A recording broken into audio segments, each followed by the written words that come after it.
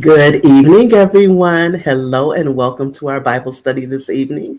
I am your host, Dr. DeAndrea Matthews, Senior Pastor of Visions International Ministry, and we are in the second week of our new Bible study series called Beyond the Assumptions.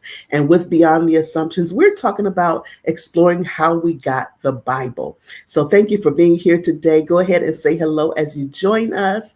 Hello there, Minister Shay. Thank you for joining us this evening from YouTube. Excited to have you here with us.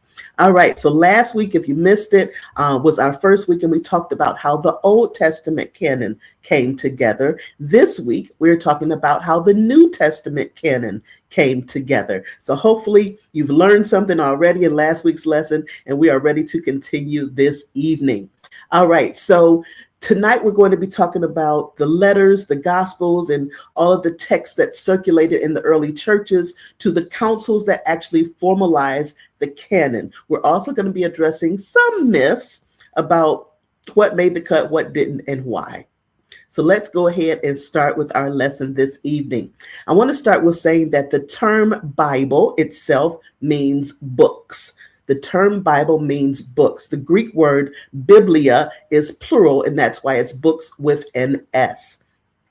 It is a collection of books. And again, for those of you who are familiar with it, you have the books of law, the books of history, the books of prophecy, the books of wisdom, church epistles, pastoral epistles, so on and so forth. So the diversity of people that God chose to document these books is a reflection of how God engaged with humanity across the centuries, because this did not happen all at once. Again, just like we talked about, the Old Testament took place across centuries. The New Testament took place across centuries as well, as far as how we got the books that we call the Bible today, the 66 books that the majority of Western churches, I'll say, just referring to churches in the United States and other places that follow the Protestant Bible, the 66 books, which would be 39 books of the Old Testament and 27 books of the New Testament. There was a question last week about the Ethiopian Bible, so I want to address that first. I do have my copy of, let's see if we can get that in the screen, the Ethiopian Bible. You may not, oh, there we go. I have my copy of the Ethiopian Bible, and I also have my copy of the Apocrypha. So again, I just share the different types of Bibles and books that I have in my reference library. So I want to share those two with you this week. Last week, if you were with us, I shared the Jewish Bible and also the Catholic Study Bible, which is also a part of my collection. So as we get started today, I am going to start in the book of Numbers. Numbers chapter 12, verse 1 is where we're going to start. And again, we're talking about just referencing that, rather. We're referencing the Ethiopian Bible because someone last week wanted to know more about the Ethiopian Bible, how we got to it, where it places in all this history. So that's what I want to address. So we're going to Numbers chapter 12, verse 1, because this is where Moses married an Ethiopian woman. We'll start there. So Numbers chapter 12, verse 1 from the King James Version says, "And Miriam and Aaron spake against Moses because of the Ethiopian woman whom he had married, for he had married an Ethiopian woman." This, if you're familiar with the story, is why his sister Miriam ended up with leprosy. The original Hebrew word for Ethiopian was Cushite, Cushite, referring to a person from the region of Cush, which is south of Egypt. This is what would be modern day Sudan and Ethiopia. So the term Cush, you'll find in other translations. In the King James, it refers to her as an Ethiopian woman instead of a Cushite woman. Moses, if you remember, documented the first 5 books, which is why the Ethiopian Bible can be traced back to the Septuagint, which is the Greek translation of the first 5 books of law, also known as the Law of Moses, from Hebrew. So Moses documented those first 5 books. He was married to an Ethiopian woman. This may be a way, and again, we can't confirm or deny anything because it happened so long ago, but this may be one of the ways that the Ethiopian people may have heard about God during the Old Testament times, which is why the Ethiopian in Acts 8, where we're going to next, came to Jerusalem to worship.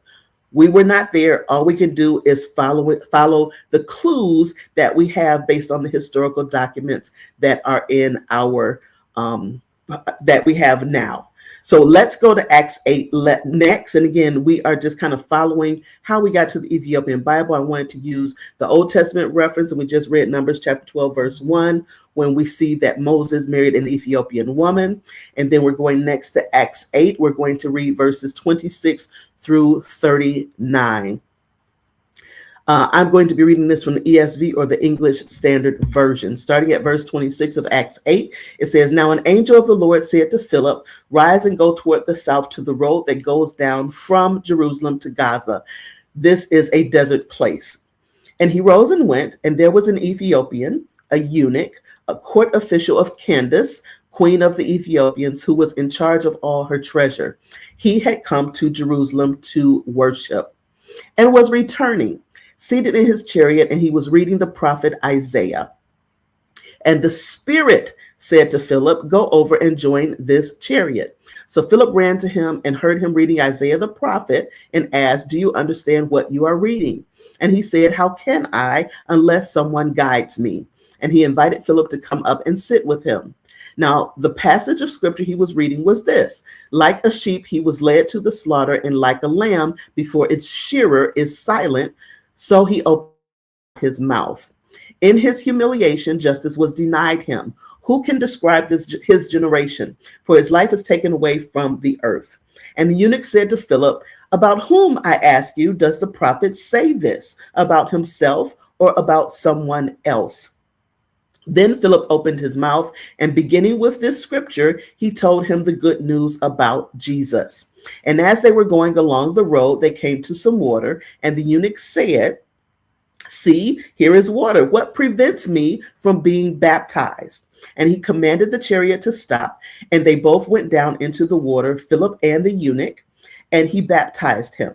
And when they came up out of the water, the Spirit of the Lord carried Philip away, and the eunuch saw him no more and went on his way rejoicing." Well, the Ethiopian eunuch that Philip converted and baptized took the message of Christ with him and evangelized the nation that he was from, which was Ethiopia. And this is how the gospel, or the good news of Jesus Christ, was spread to Ethiopia. Now, if you remember, when he met with him, he was reading from Isaiah. So they already had some of the scrolls, the Old Testament scrolls, when he met with Philip. In either event, the Ethiopian Bible, which is what we're talking about, has 88 printed books. Now, we talked last week about some of the other translations and some of the other Bibles and how many books each of those has. Well, the Ethiopian Bible, which we're talking about just briefly this week because of the question last week, the Ethiopian Bible has 88 printed books. It does include the Apocrypha. It does include the Pseudepigrapha. And if you're not familiar with these terms, go back to last week's lesson where we talked about it. It also includes some non-canonical books, all of which we talked about last week. This text that we're referring to as far as the Ethiopian Bible was a part of the Ethiopian Orthodox tradition, which was a part of the Eastern churches, which we also talked about last week. We distinguished between the Western churches and the Eastern churches in historical times, not what we're referring to in 2026. Books like Third Enoch, the Sibylline Oracles, the Life of Adam and Eve, and other little-known texts are included in the Ethiopian Bible. So because of the question last week, I wanted to address that. We're not going to dive deep into that because that's not our lesson this evening, but I did want to answer that question. There's another part of what we just read where we referred to Candace, and this is verse 27 of Acts chapter 8. We referred to Candace, queen of the Ethiopians, because the Ethiopian eunuch that Philip met was a court official of Candace. So I wanted to let you know who Candace was for clarity as well. So Candace, queen of the Ethiopians, was mentioned. Again, it was under her reign that he was converted to Christianity, that we just read about the interaction between the Ethiopian eunuch and Philip. Candace was a formal title and not a personal name. So this is not a young lady named Candace. This was the title. This was the formal title given to the female monarch who ruled. Again, Candace was the title of the female monarch who ruled. And again, she was ruling in Ethiopia at the time. This was independent rule, similar to the title of Pharaoh or Ptolemy or Caesar. These are all titles and not names. Good evening there, Miss Joyner. Thank you for joining us this evening from Facebook. Always good to see you. So I wanted to share that with you. I also want to share that the Candaces, because this is a title and not a name, the Candaces of Meroe, Meroe. Meroe is a Greek name and it refers to Upper Nubia. These were Nubian queens of the kingdom of Cush who ruled from the city of Meroe. So Meroe is where they ruled from. And again, they ruled all of Ethiopia. And these were the Candaces, again, formal title, which referred to the female monarch. And again, this was Upper Nubia, specifically in the city of Meroe, Meroe, which is where they ruled from. And this took place between 284 and 314 BC. A number of Candaces ruled independently between 170 BC and 314 AD in what is now Sudan. So you have two different eras of Candaces. Again, these female monarchs who ruled throughout Africa. And we're giving an example of this to just explain what we were referring to when we read in Acts chapter 8, verse 27 about Candace, a queen of Ethiopia. All right, before we get into the New Testament, there's another thing that I want to address because as most of us know, we have the Old Testament and we have the New Testament, but between the Old and the New Testament, you have what is commonly referred to as 400 years of silence. It's also been called the silent years, and depending on what method of study you're looking at, it can also be called the intertestamental period, just meaning in between the two testaments. Intertestamental just refers to in between the two testaments or in between the Old and the New Testament. During these 400 years of silence, there were no inspired texts from God. So God was silent during this time. He was no longer speaking through his prophets. Again, the major prophets and the minor prophets were the last books of the Old Testament. This is the time period during these 400 years of silence. This is the time period where there were a lot of historical books that were produced. So during this time of, or what we refer to as the 400 years of silence, this is a time when a lot of those historical books that we talked about, many who are a part of the Apocrypha, were produced. You also have Alexander the Great who ruled during this time, and this was what was known as the Hellenistic period, Hellenistic. And then you have the Romans taking control of Israel. Israel became known as Palestine, and this was towards the end of the intertestamental period or the silent years. So as we come into the New Testament, we see that Jesus was conceived, he has been born, and at this time the Romans are in control. So I want to also give you that context before we get into what took place in the New Testament. The New Testament, as we know it today, did not exist in the first century. So the books that we have, the text that we have, this did not exist in the first century or 1 AD. Early Christians circulated letters, which were known as epistles. So anytime you see the word epistle, E-P-I-S-T-L-E, anytime you see the word epistle, these are just letters. That's what they called letters. So early Christians circulated letters, which were known as epistles.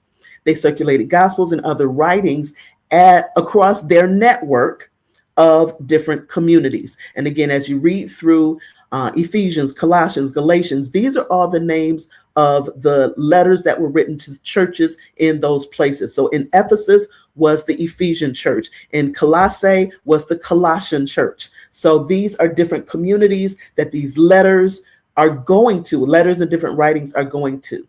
So Paul's letters were the earliest New Testament documents, and they were written as early as 50 AD.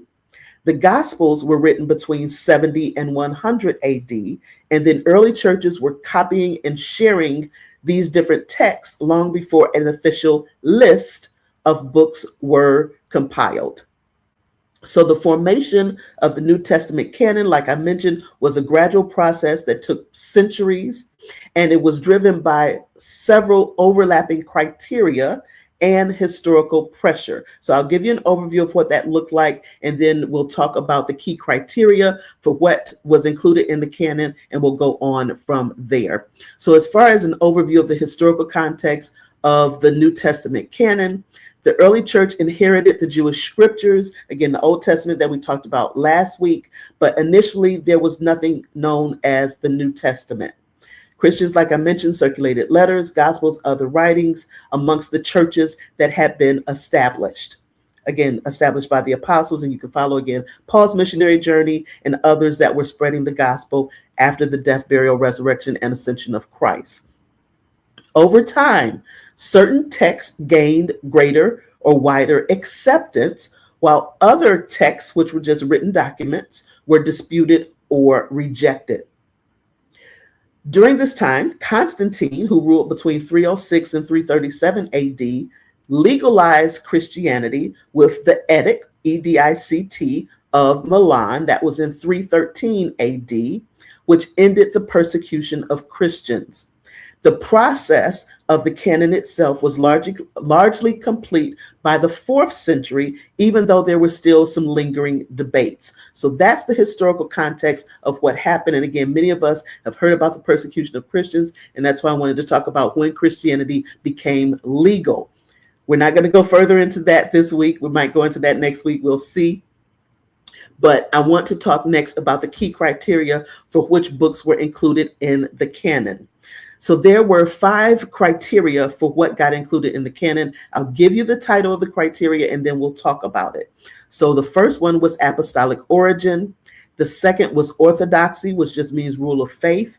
The third is, I'm going to mess this up, Catholicity, which just means universal use. And for those of you who don't know, the word Catholic in Greek means universal. Number 4 is antiquity. We'll talk about that in just a minute. And number 5 is liturgical use. So going back up to the first criteria, which is apostolic origin, this is what some people consider the most important, but the most important criteria was whether the text that they were reviewing for consideration in the New Testament canon was actually written by an apostle, a close companion of an apostle, or a mentee of an apostle. So it had to be written either by an apostle, someone who was a close companion. For example, we know that Timothy was a close companion of Paul, or a mentee of one of the apostles. This is why the Gospels of Matthew and John were both apostles, and Mark and Luke, who were companions of Peter and Paul, respectively, were accepted. So we have the Gospels of Matthew, Mark, Luke, and John because Matthew and John were apostles, but Mark and Luke were companions of Peter and Paul. So they meet the criteria of apostolic origin, which, as I just mentioned, it was written by an apostle, a close companion, or a mentee of an apostle. So that's how the 4 Gospels were accepted into the canon. While later, quote unquote, Gospels, like the Gospel of Thomas or the Gospel of Philip, were not accepted into the canon. So anytime authorship is disputed, the person that actually documented the text, anytime authorship is disputed, then it was not included in the canon. Another example of this, the book of Hebrews was actually debated for centuries because they were not sure that it was actually authored by Paul. So that's another example. Obviously, Hebrews did at some point make it into the canon, but that's just an example of authorship being disputed. And until it's solidified and confirmed, it was not a part of the canon. The second criteria for inclusion in the canon was orthodoxy, which is rule of faith. The text had to be consistent with the core doctrines that had already been accepted by the mainstream church. This is particularly true regarding anything it said about the nature of Christ, salvation, and God. It had to already be accepted as truth, and it had to align with that. What does that mean? That means that any Gnostic text, that's Gnostic, any Gnostic text, and Gnostic simply refers to, again, things that seem mystical or were received someplace else other than from God. These writings were not included because some of them talked about other ways that the soul was saved, other ways that, again, salvation was received. So these are the texts that were not included in the canon. The third criteria is Catholicity, which just means universal use. Again, the term Catholic in the Greek means universal. So when Christianity was, or when Christianity was no longer Christians were no longer persecuted. When Christians were no longer persecuted and Christianity became legalized, initially it was called Catholic because Catholic means universal. So it referred to the universal church. And you can go back to last week's lesson and I talked a little bit more about what that looked like and the difference between the Roman Catholic Church and also the Eastern Orthodox Church. We won't go back into that this week. But as far as that universal use or the Catholicity, was the text that was being considered for the New Testament canon widely read and accepted across the universal church. And that would be the churches in Rome, Alexandria, Egypt, Antioch, Carthage, and other places. And again, we mentioned this a little bit last week in the teaching as well. A writing or a written text that was only used in one region or was only popular amongst a particular set of people was viewed with suspicion. They're like, where you come from? Where did this come from? It wasn't accepted by the church as a whole. It was only a particular region or only a particular sect of people. So quite naturally, they had suspicion about where it came from. And that's why it was debated about whether to include it in the canon or not. So having universal or near universal reception by the church overall carried significant weight. And that's why this is one of the three key criteria for inclusion in the canon. Number 4 is antiquity. And what antiquity refers to is the written text had to date from the apostolic era, which was roughly the 1st century, because again, most of the apostles started spreading the gospel, started documenting what they learned from Jesus in the 1st century, again, post death, burial, resurrection of Christ. So 1 AD.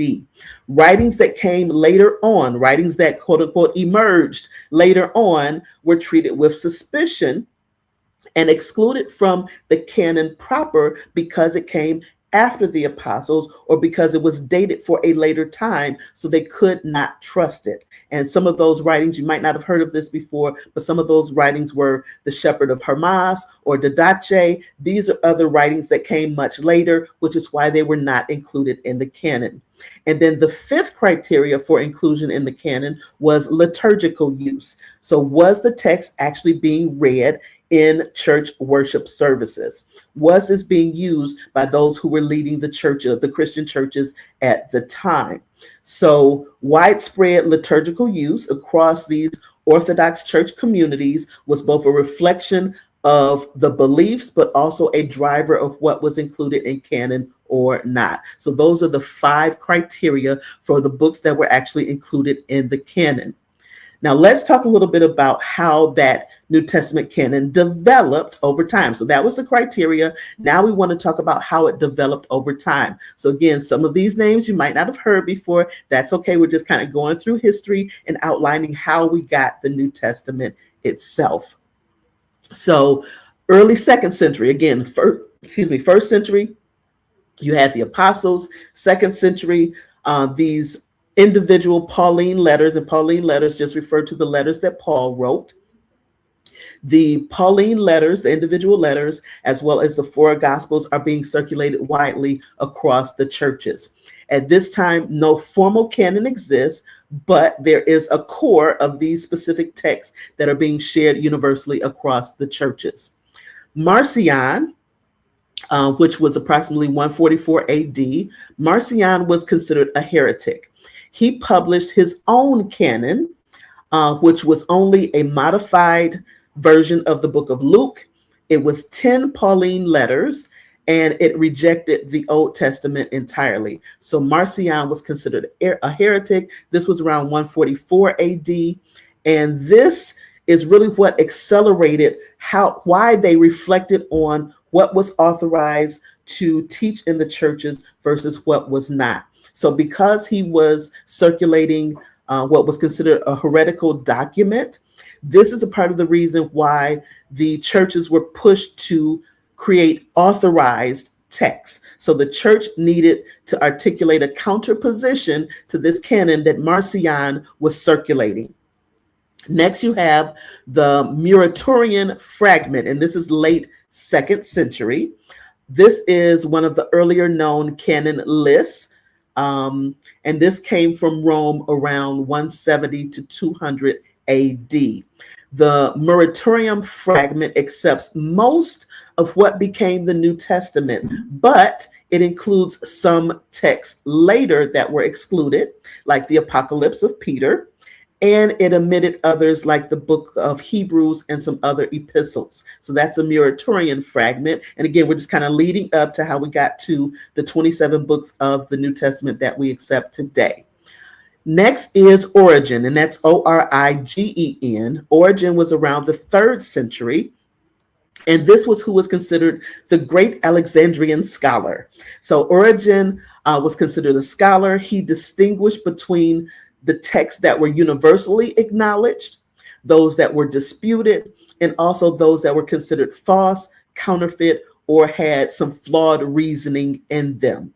His framework became very influential in what eventually became the canon. And again, Origen was from Alexandria, Egypt. Alexandria, Egypt. Yes. An example of documents that had flawed reasoning or false information or counterfeit information. If you remember in Matthew chapter 28:13, that is where it said that the disciples came and stole the body while the guards slept. Now we know that Jesus was resurrected and eventually ascended into heaven. But again, if someone had taken this story that the guards were paid to share, if someone had taken this story and said that, okay, the disciples came and stole the body while the guards slept, and they created a whole document or a whole letter around it, that would be considered a text that was counterfeit, had flawed reasoning, and false. And that, of course, you would not have wanted included in the canon. But this is just an example of what people could document, what people could write down based on what they were told, based on what they believed. So that's another reason why this process was very important to what became, again, documented and authorized as the New Testament. Next, you have Eusebius. That's Eusebius, Eusebius of Caesarea. This was around the early 4th century. So Eusebius systemized the discussion further, each person, again, adding to what eventually became the authorized and finalized canon. Eusebius systemized the discussion, and he applied similar categories to what other people had already shared. He acknowledged debates over certain texts. For example, James was debated, Jude was debated, as well as 2nd Peter and 2nd and 3rd John, Revelation, and Hebrews. We already talked about Hebrews being debated. So there were debates over those texts. And again, all of the scholars came together. We'll talk about the ecumenical councils in just a moment, but the scholars came together to discuss these debates and again, work out some of these differences as to should we include it, should we not include it.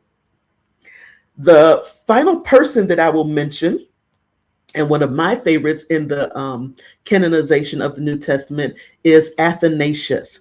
If you have not heard of Athanasius, Athanasius was a bishop from Alexandria.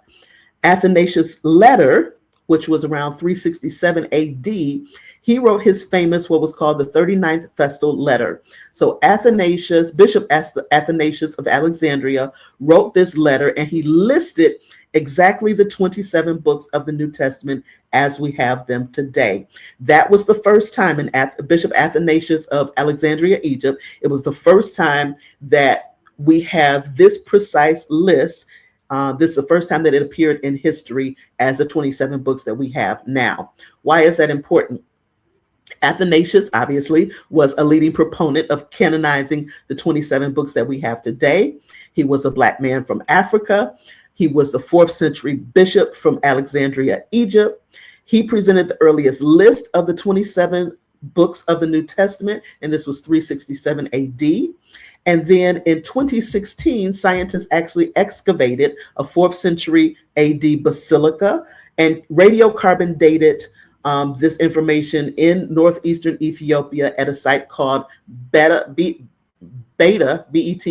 Samadhi. Beta Samadhi is where they carbon dated the text. This was back in 2016 that scientists did this. This is the earliest known physical evidence that we have of a church in sub-Saharan Africa. The next thing I want to share is that there were several ecumenical councils. Two that I mentioned last week, I believe the Council of Hippo, which was at 393 AD, and then also Carthage, which was 397 as well as 419 AD. These were North African church councils. The North African church councils formally ratified the 27-book canon that we just mentioned that Athanasius presented for the first time as a precise list in history. And this led to the ecclesiastical authority in the Western Church. Pope Innocent I also affirmed this same list in 405 AD. So now you have this list of 27 books of the New Testament that's been formally ratified at two different councils, and it has been affirmed by the Pope at these different places at these different times. Now, I want to talk about the ecumenical councils, and ecumenical just means inhabited world. So we had some major ecumenical councils that we have to mention in this process. The earliest councils included bishops from what was known as the entire Christian church, and that means both from the Western church and the Eastern church. So you have bishops representing both. Again, Bishop Athanasius was one of those bishops at these different ecumenical councils. It was their job to come together and distinguish between what was heresy versus error. And also distinguish what was truth. So you had the Council of Nicaea. Many have heard about that. That was 325 AD. Specifically at that council is where they dealt with Jesus's divinity and humanity, because of course people were debating if Jesus is God. So that was one of the debates as well. You also have the Council of Constantinople. That was 381 AD. The Council of Ephesus was 431 AD. The Council of Chalcedon was 451 AD. The Council of Constantinople II was 553 AD. The Council of Constantinople III was 680 AD. And then you have the Council of Nicaea, which was 787 AD. So those are your major ecumenical councils. And again, this is when the bishops from both the Eastern and the Western churches got together and distinguished between what's truth, what's heresy, and what's error. So there are some important nuances that I want to point out as well. The canon was recognized. It wasn't something that was invented. These councils actually ratified what had already become accepted practice across the different churches. So they were not making any top-down decisions, as in one person at the top saying, this is it, this is what we're going to follow. This was a collaborative, if I can say it that way, a collaborative process. And that's why these different bishops representing these different churches came together to, again, ratify or recognize the 27 books that we currently accept as a part of the New Testament. Also want to point out the canon did not have anything to do with church politics, and that's why it's important to have representation across these bishops from the different segments of the Christian church. The Eastern and Western churches sometimes differed, and we talked about that last week, but again, they came together to make these decisions. Revelation, the book of Revelation, for example, remained contested in the Eastern churches for centuries. So it was necessary for them to come together, have these discussions, have these different councils, and decide as a group, which represented the church as a whole, the universal church as a whole, to be able to make these decisions so we could have an authorized Bible. The process, of course, as you can imagine, had some discussions, had some debates. You may consider that it could have been messy, it could have been organic, but again, it was a formal process that they went to in order to get to the 27 books that are accepted today. In all of that, yes, there are some texts that did not make the canon. Two of those would be the First Clement or Didache. Those are two examples that did not make the canon. You won't see those in the Catholic Study Bible. You may see them in the Ethiopian Bible, but that is why, again, certain texts have 39 books versus 46 books versus 88 books. Some of them include them, some of them do not, depending on where they were, what region of the world, and things of that nature that we've discussed both last week and this week. Here are some other historical highlights that I want to point out, because the Bible that we have today did not always exist in this form. So, for example, we did not get chapters and verses in the Bible until Stephen Langston. Stephen Langston was the Archbishop of Canterbury. This was the 13th century that we actually got the Bible broken down into chapters and verses. So that was Stephen Langston, who was, again, the Archbishop of Canterbury. This was in the 13th century. He actually died in 1228 AD. The first edition of the Bible that was made widely available that had chapters and verses was done by Robert Stevens of Paris, France, and that was in 1555. Martin Luther, who we talked about a little bit last week, translated the Bible into German in 1522. That was the New Testament that he translated into German in 1522. And then I mentioned last week that he translated the Old Testament into German in 1534. William Tyndale, which is another name you might be familiar with, he wrote the first printed version of the New Testament in 1525 from the Latin Vulgate. He was actually labeled as a heretic. He was strangled and killed and then burned at the stake as a result. So again, there was a lot of persecution over actually writing and making the Bible available to the common person. The Roman Catholic Church only wanted the Bible in Latin, so the priests could read it, and the people, I'm just going to say it like this, the people will remain ignorant. So again, back then, only the priests, only those in clerical or clergy positions actually had the physical text. It was not given to the common man just yet. So again, the Roman Catholic Church only wanted the Bible in Latin so the priests could read it, which is why he was labeled a heretic. He was strangled and killed and burned at the stake because he actually translated it. He actually translated it from the Latin Vulgate. He started translating it into English. His final words before he was burned at the stake was a prayer to, quote unquote, open the eyes of the King of England. And again, the sentiment behind that is don't let politics control theology. So his prayer was to open the eyes of the King of England so the King of England would authorize the translation of the Bible from Latin, from German, from these other languages into English.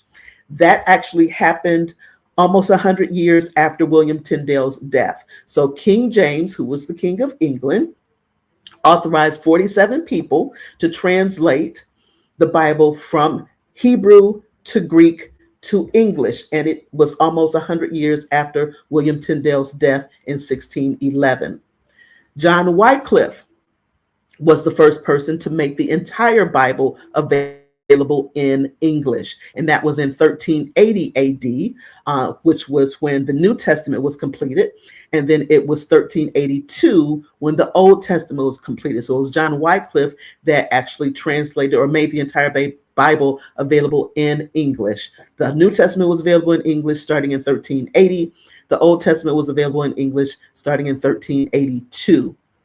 Some other interesting facts. There are 283 direct quotations from the Masoretic text in the New Testament. If you have not heard that term before, the Masoretic text is the Hebrew text of the Jewish Bible. The Jewish Bible is known as the Tanakh, Tanakh. There are 90 instances where the Septuagint is quoted in the New Testament, and we defined the Septuagint last week. Jesus actually quoted the Old Testament 78 times in the New Testament, and then the apostles quoted the Old Testament 209 times. So those are just some highlights that I wanted to give you as we're closing out. I do want to address this because in my final thoughts today, a lot of times we hear, particularly in the African American community, this whole notion of why follow a white man's book or a book that the white man wrote. And that's one of the myths that we can understand after this lesson tonight is nonsense. Athanasius, or Bishop Athanasius, as we talked about earlier, was the leading voice in finalizing the New Testament canon. And again, this was a Black archbishop from Alexandria, Egypt. The other thing that I want to point out is that race is a social construct that exists today, but did not exist in biblical times. Even if you think about the passage from Numbers that we read at the beginning of today's lesson, when Miriam and Aaron had a problem with Moses' wife, who was a woman from Ethiopia, it was because they used this as an opportunity to debate his authority. Miriam and Aaron, his siblings, had a problem with their younger brother being in charge. It was not even about the nation she came from or her skin color. It was about them debating his authority, which is why ultimately Miriam ended up with leprosy, and Moses was the one that got called upon to pray for her, obviously forgive her as well, so that she could then be restored. I want to also remind you of what Galatians chapter 3, verse 28 says, and this is from the New King James Version. It says, there is neither Greek nor Jew, there is neither slave nor free, there is neither male nor female, for all are one in Christ Jesus. We have to be very careful as believers and followers of Christ Jesus that we put aside the differences that we have. Again, this scripture referring to Jew or Greek, slave or free, male or female. We are all one because we are one body. We cannot allow these things to continue to separate us when we are serving God.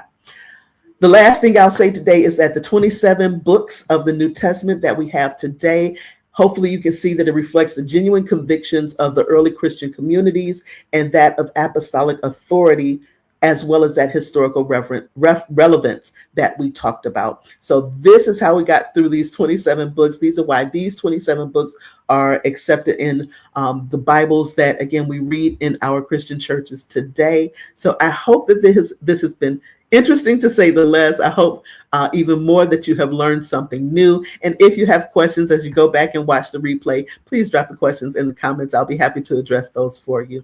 Thank you for joining Visions International Ministry this evening for how we got the New Testament canon. And I will see you real soon. I love you, and there's nothing you can do about it. Take care, everyone. Bye-bye.